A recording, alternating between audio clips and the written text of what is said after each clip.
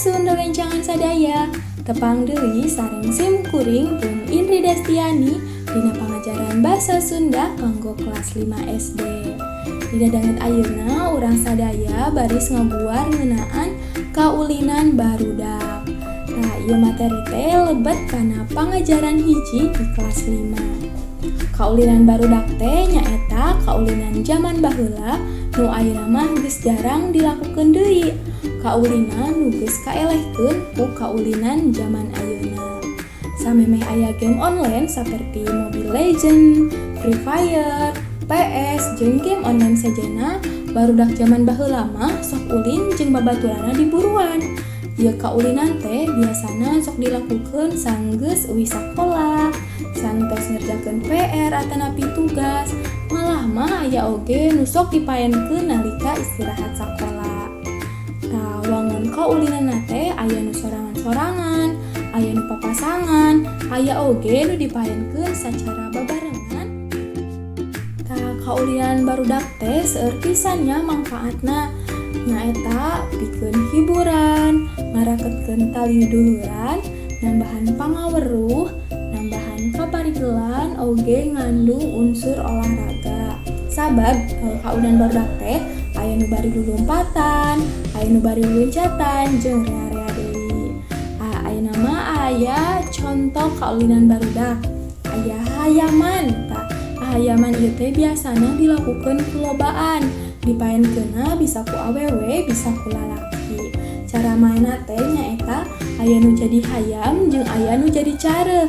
Tah si careuh eta teh bakal ngudag hayam nepi ka beunangna. Anu sejenna bakal ngabuleud atawa jadi tempat ngumput si hayam. Nu kadua aya anjang-anjangan. Nyaeta kaulinan nu nurutan jalma nu geus rumah tangga.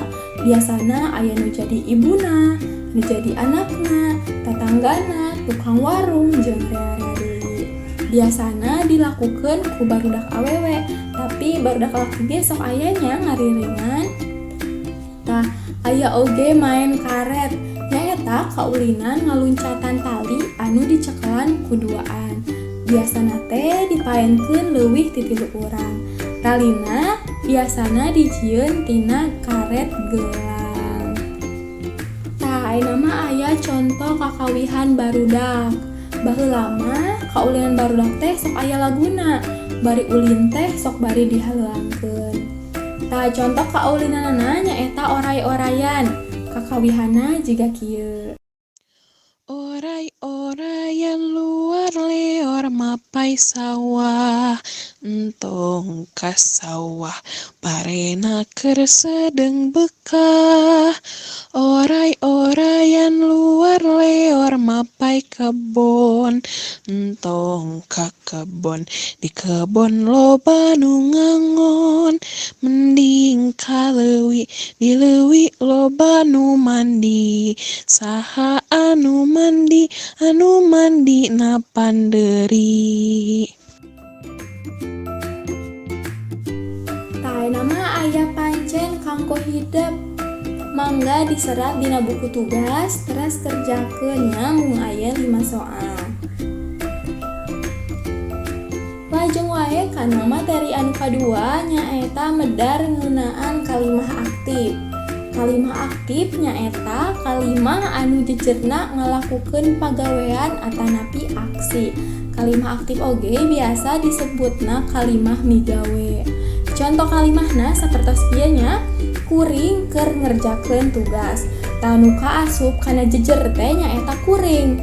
Kuring ngalakukeun pagawean nyaeta pagaweanana ngerjakeun tugas.